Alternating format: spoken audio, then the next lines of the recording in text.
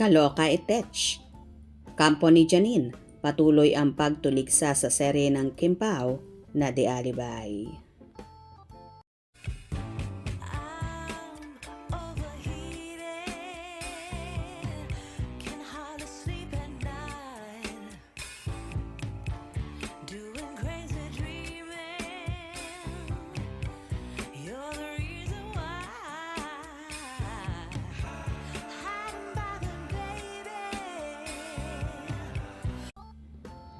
Kaloka nga ang usapin sa mundo ng social media at kung ano-ano na lang mga balita ang kumakalat na hindi naman kumpirmado. Bagkus puro haka-haka lang ang mga ito.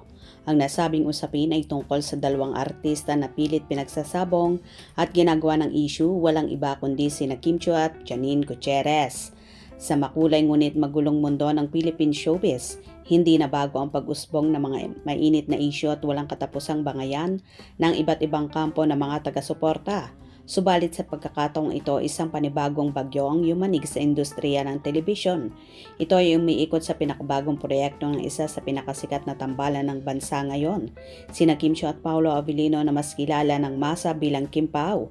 Bago pa man ipalabas at makita ng mga manonood ang unang sulyap ng kanilang pinakabagong teleserye, kaliwat ka ng pambabatikos na agad ang kanilang natatanggap. Ang pinakamabigat sa lahat ng akusasyon, ang walang awang husga, nalalangawin umano ang kanilang programa at ang pilit na paghahalin tulad kay Kim Chiu sa isa pang mahusay na aktres na si Janine Gutierrez. Upang lubos na maunawaan ang lalim at pinagmula ng sigalot na ito, kailangan nating balikan ang araw kung kailan opisyal na inanunsyo sa publiko ang magandang balita para sa sinumang artista. Ang mabigyan ng proyekto ay isang malaking biyaya.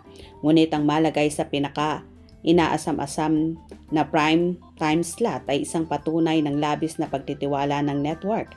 Inihayag ng buong serye ng Kim Pao ay uupo sa prestihiyosong alas 8 ng gabi, 8 p.m. na time slot, ang oras kung saan pinakamaraming Pilipino ang nakatutok sa kanilang mga telebisyon matapos ang isang mahabang araw ng pagtatrabaho at pag-aaral. Nang makarating ang balitang ito kay Kim Chiu, hindi niya napigilang maging labis na emosyonal bilang isang actress na ilang dekada nang nagbuhos ng dugo, pawis at luha sa industriya.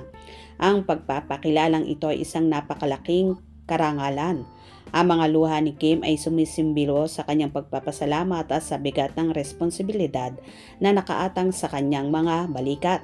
Ngunit habang ang aktres at ang kanyang tapat na taga-suporta ay nagdiriwang, isang maitim na ulap ang negatibo ang nabuo mula sa kabilang dulo ng social media. Ang kabilang fandom na nag-alarmang mga masugid na taga-suporta ni Janine Gutierrez ay mabilis na naglabas ng kanilang pagkadismaya at hindi pagsang-ayon sa naging desisyon ng pamunuan ng network. Ayon sa kanilang mga walang humpay na komento at posts, mas karapat-dapat umano sa pwestong yon si Janine Gutierrez. Ipinagdiinan nila na kung pag-uusapan ang galing at husay sa pag-arte, mas nakakaangat daw si Janine kaysa kay Kim.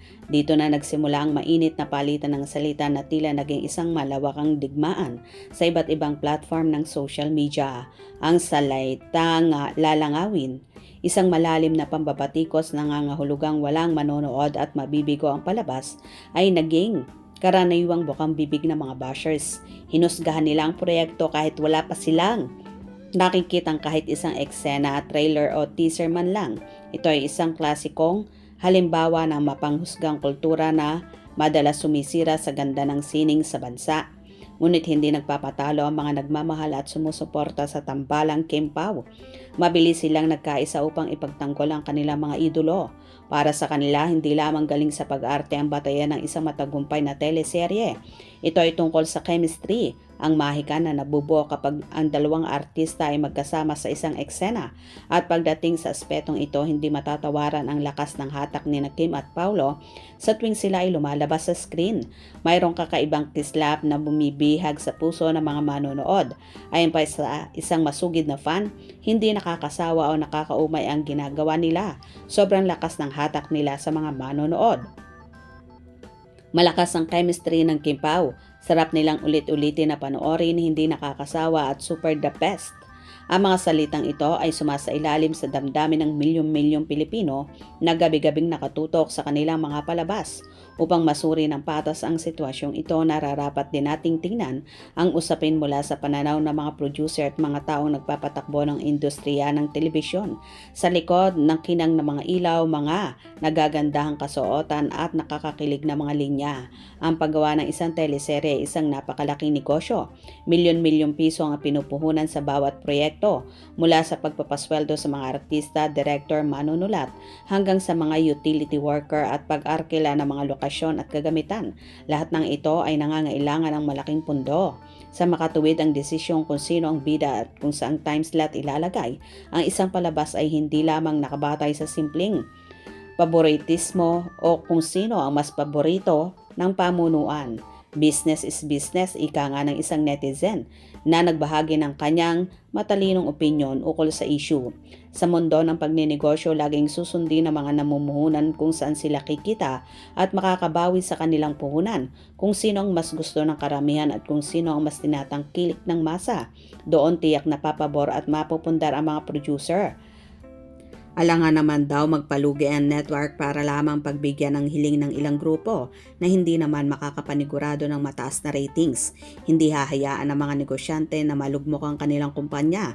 Doon sila tataya sa mga artistang subok na ang pangalan at may garantisadong boses. Para sa masa at sa kasalukuyang panahon, hindi may tatangi na sina Kim at Paulo ang nasa rurok ng kanilang katanyagan at tagumpay. Kaloka na lang at kung ano-ano nang ibinabato sa Kimpaw at ginagawang pa ng istorya sina Kim at Janine. Ang importante ngayon, suportahan na lang ang The Alibay series para masuportahan ang mga artista at ganun din ang network. Hope you enjoyed. Please subscribe for more info.